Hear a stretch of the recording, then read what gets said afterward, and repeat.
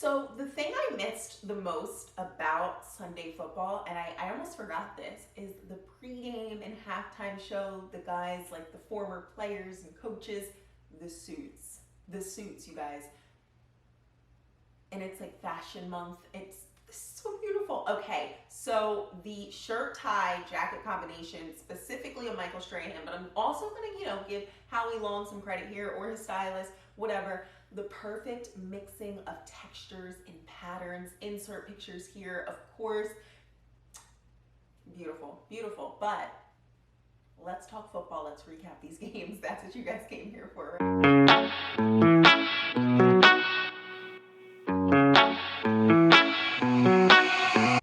So this week one, more than any other, we can't really judge what we saw on the field and the type of play that we saw, but I did see some good things, some not so good things. I do have some thoughts, obviously, like I think most of us do. Let's recap week one. We made it. First full Sunday slate of games. So much good stuff. I'm really, really excited for this season. And I will be recapping the Monday night games. I'm filming this on Monday before the games come on tonight. So I'll be recapping those games tomorrow, so stay tuned for that. But let's jump right into it. First game I want to touch on, obviously, the opener, Thursday Night Football. Houston went to Kansas City to take on the Chiefs in Arrowhead. Lots and lots of thoughts on this Texans team, and I pretty much feel the way that I thought I would before the game about them, which I'm disappointed in. Let's start with David Johnson did have a really nice game. He looked really dynamic out there. Tim Kelly now calling the plays there on offense, but that offense started to fall apart after pretty much the first quarter. The big thing that stood out to me is for a team that traded the number one receiver in the league, there were too many messy drops, like balls that absolutely should have been caught. I'm going to give them, throw them a bone here and attribute that to potentially the weird off season and needing to get adjusted there, but it does frustrate me for Deshaun Watson and how talented he is to not have the right pieces around him. When you look on the other side and you see all the weapons that Patrick Mahomes has, you just kind of wish these two were having a fair shot to go at it. But that is the name of the game, right? And on the defensive side of the ball, I think Justin Reed looked good through that secondary. Anthony Weaver, now the defensive coordinator, calling the plays there. But I'm not hopeful for this team, but I know that facing the Chiefs week one is a tough opponent. So I'm not going to write anything off just yet. And then, of course, for the Chiefs, Clyde Edwards-Helaire, as good as advertised. I liked him at LSU, but I definitely thought people were overstating how exciting he was going to be. I know every fantasy person was super, super excited about his debut in the league, and it was good. He was really fun to watch. Really, really fun to watch. I do remember him just showing up. I think it was the national. It was a big stage. It was LSU versus Bama when I first took notice of him, and I was like, I like this guy. I'm so excited for him. So for him to be able to show up in the league now is really big news. And then, of course, the fact that Brett Veach drafted so well, grabbing a guy like Clyde Edwards-Helaire, L'Jarius Sneed, who got in the fourth round out of Louisiana Tech, that's going to be really important for their future because they're paying so many of those talented star players. Continuing to rotate in talented guys throughout the draft is going to be crucial for this team to build their dynasty that they're looking to build for the future. And of course, this offense being able to get the ball to so many weapons, it was a quiet game early on for Tyreek Hill, but it's just he shows up when you need him to. Of course you can throw the ball to him on every play, but you don't even have to. And the fact that defenses had to respect him, which got guys open, even though, I don't know, they got to stop trying to force it to Robinson. Maybe he's got to work into it a little bit more. Again, just the first game though, so I don't want to take too much away from all of it. The first game I got on Sunday was Philadelphia at Washington, which by halftime I pretty much wrote this game off, and that was wrong on my part. Lots of thoughts here and interesting thoughts. So starting with Philly, the run game definitely looks different without Miles Sanders. That was my first takeaway. Carson Wentz is phenomenal. But I wish he would stop trying. I feel like he's trying so hard.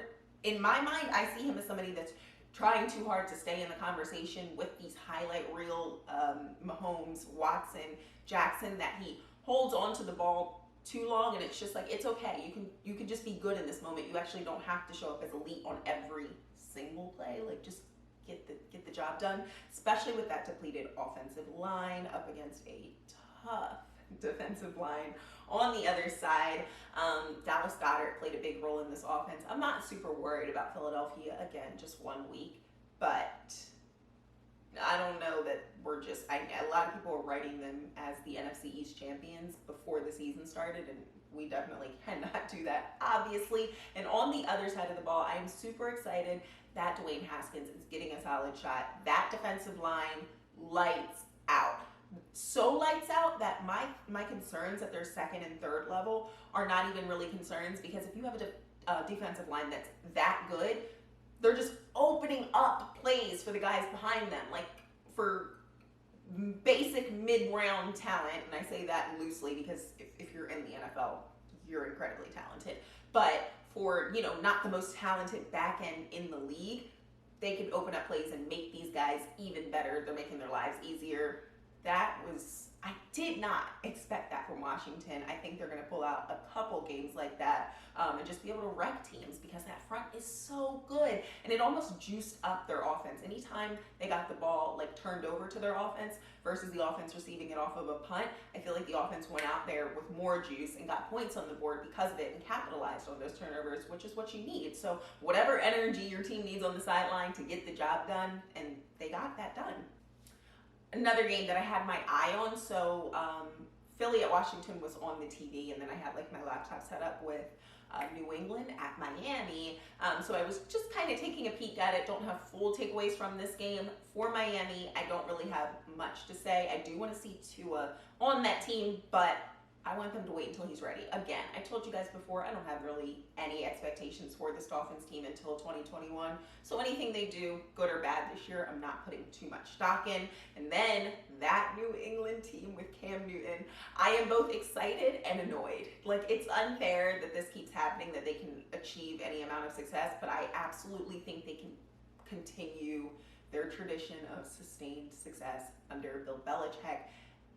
It was just, I feel like Cam Newton on that offense, we were all kind of wondering if Cam was going to be healthy, and I think it was a perfect combination of Cam of old being able to, pull some bits of that old form, but not too, I don't think it was too much running. I think it was like a perfect, a yummy matchup of McDaniel's offense plus Cam Newton. Just, yeah, if they keep that up, that's not fair. And then as far as the defense, it looked like no one opted out. What you expect from Bill Belichick coaching the defense, but I'm going to be so tight if we see them in another Super Bowl. And J.J. Taylor at running back had some nice burst. So I think that this team is going to be just fine. I think we all thought maybe they could just start to fail a little bit, but I don't think it's happening. America's game of the week.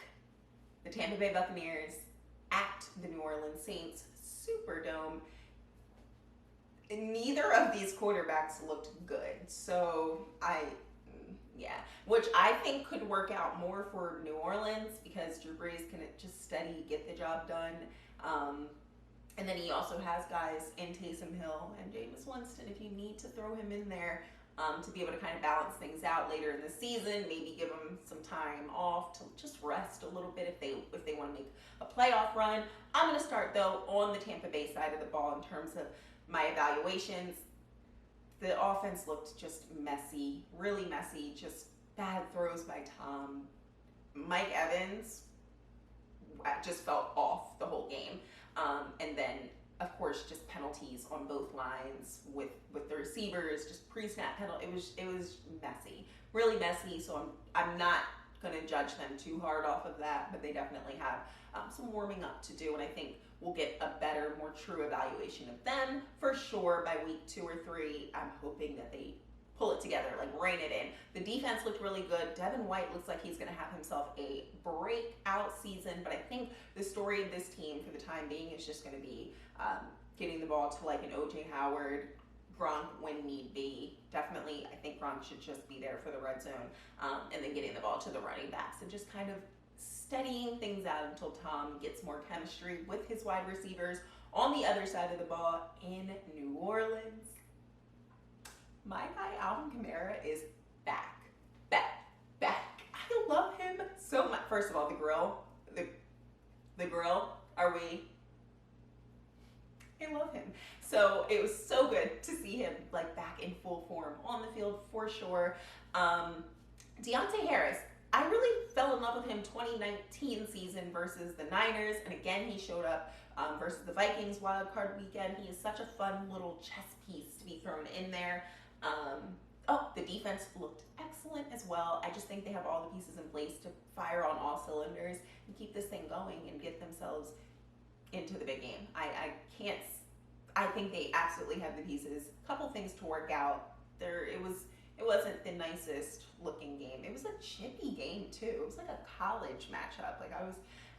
There was a lot of tensions between these two teams, and I think there was so much build up, and everybody's been waiting for this game, such a big stage. But yeah, it was chippy. And Sean Payton, his eyes always look like they're smiling. Is that not amusing to anybody else? Like, I feel like he's got to be the guy in the grocery store that's like walking through with his mask on that just has the perfect, he smizes. Every time he's standing on the sideline, he has just this little amused smirk. It's so interesting.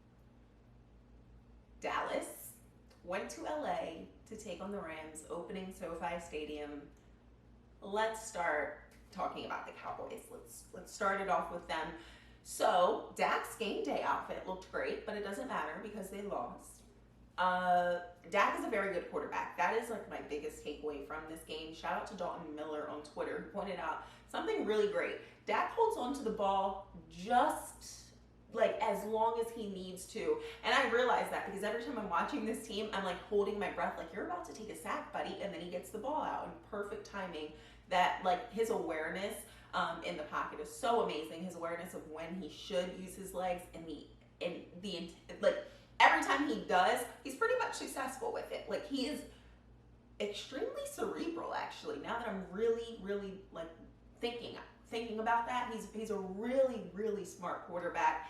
And a couple of those traits, just like I'm keeping them on my list in terms of how we compare the Dak Wentz debate. They're both great quarterbacks, but those are big, big pluses in Dak's column. I like how this offense like spread the ball around. We saw Tony Pollard, we saw all three receivers, lots of Zeke. We fed him a ton in this game. I love that. But then I think if we have this many great pieces on this offense, why are there not more points being put on the board? So I saw a lot of, is this Cowboys offense different? And it's a really, really good question there. And then in terms of the defense, did not expect Allen Smith to be the biggest playmaker of the night. That was surprising. But credit to the guys around him for him being able to get open in those ways. Trayvon Diggs is a promising start to the future and promising for the future, and the OPI call, I actually genuinely don't agree with. Not just as a, like, I can watch any game objectively. I definitely do not agree with that call, and we're not going to stop hearing about it. I think we're still going to be hearing about this in December as these teams are clamoring for the NFC East again, because clearly nobody is going to want to just clearly run away with it. And then in terms of the Rams, first of all, hello, nice to meet you, Malcolm Brown. Sean McVay is back. He heard everything that we were all saying about them, or at least everything I was saying about them like falling off and not thinking. This NFC West is going to be a party, and I think the Niners are going to be the ones left out of it. The Rams just look comfortable again. They really do. They look really, really good. I feel like the 2018 Rams that I remember, they were very high-flying, crazy, like major plays, and this one just seemed like calm, like silently lethal, like just picking us apart, just McVay's mastermind ability. Of course, we're going to need to see more from both teams before we judge, but right now, my overarching thoughts, the Rams are right back in this thing, and the Cowboys look like the same old Cowboys. So, we'll see.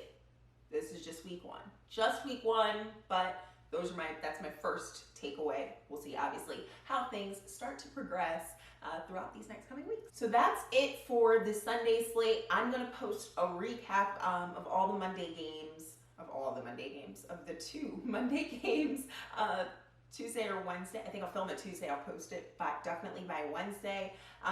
But lots of good stuff. Curious. So some of the games that I didn't watch, but got to see highlights of, got to look at like the box scores and things like that. Just have an idea of what happened maybe in the game.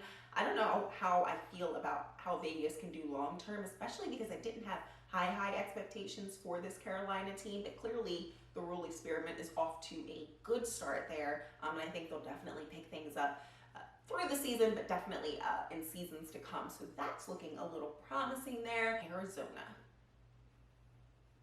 Larry Fitzgerald is the greatest. Him plus DeAndre Hopkins, it's like just this perfect matching of legendary. It's so insane. Green Bay, Aaron Rodgers' revenge tour is clearly very much underway, and I am just here. Give me the popcorn here for it. I cannot wait to actually get them in a primetime game and get to watch him just work. And final, Cleveland, baby. Yeah, we gotta. It's gonna be okay. It's gonna be okay. I don't know that I'm picking them versus Cincinnati on Thursday, but I hope they. I really want them to just. There's too much talent on that team. Get it together, guys. Yeah, but football season is here. I am so excited. I'm happy that you guys are joining me and watching all this content and asking questions and having conversations with me in the comments. Please subscribe, say hello on all platforms. I will talk to you guys really soon.